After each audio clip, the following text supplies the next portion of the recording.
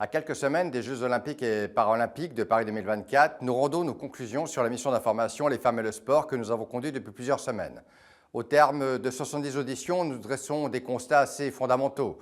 Tout d'abord, les femmes pratiquent moins de sport que les hommes. Et par ailleurs, en termes de visibilité, la pratique féminine est beaucoup moins éclairée que la pratique masculine. Un constat sur le sport amateur. Les femmes décrochent beaucoup plus vite que les hommes dans la pratique du sport et ce phénomène ne fait que s'étendre. S'agissant du sport professionnel, les conditions de pratique des femmes sont disproportionnées par rapport aux hommes. Les conditions d'entraînement, les conditions de pratique, la rémunération, la reconversion, tout ça est très discriminant pour les femmes.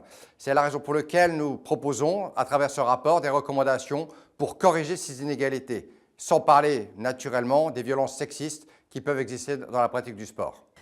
Une fois qu'on a établi ces constats, la question c'est comment est-ce qu'on accroît le nombre de pratiquantes et qu'on assoit la place des femmes dans le monde sportif. On a identifié 4 leviers, la visibilité, l'éducation, la gouvernance et le financement du sport. Alors le plus important, c'est véritablement comment on donne goût dès le plus jeune âge aux jeunes filles de faire du sport. Le principal élément et le principal levier, ça va être l'éducation. D'où l'importance pour nous que les instituts soient sensibilisés à la question du genre et de travailler le sport en mixité. On souhaite évidemment que développer les infrastructures, par exemple dans le programme des 5000 équipements Génération 2024 qui puissent être développés largement.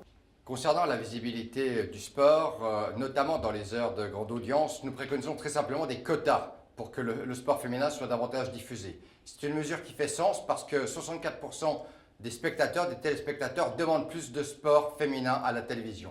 Concernant la gouvernance, nous appelons à 2 choses. Tout d'abord, une réforme pour que dans les postes de direction, il y ait encore plus de femmes qui prennent des responsabilités et à qui on confie des responsabilités majeures. Concernant le financement, nous souhaitons très simplement des financements qui soient conditionnés à davantage de femmes qui ont leur place dans le sport.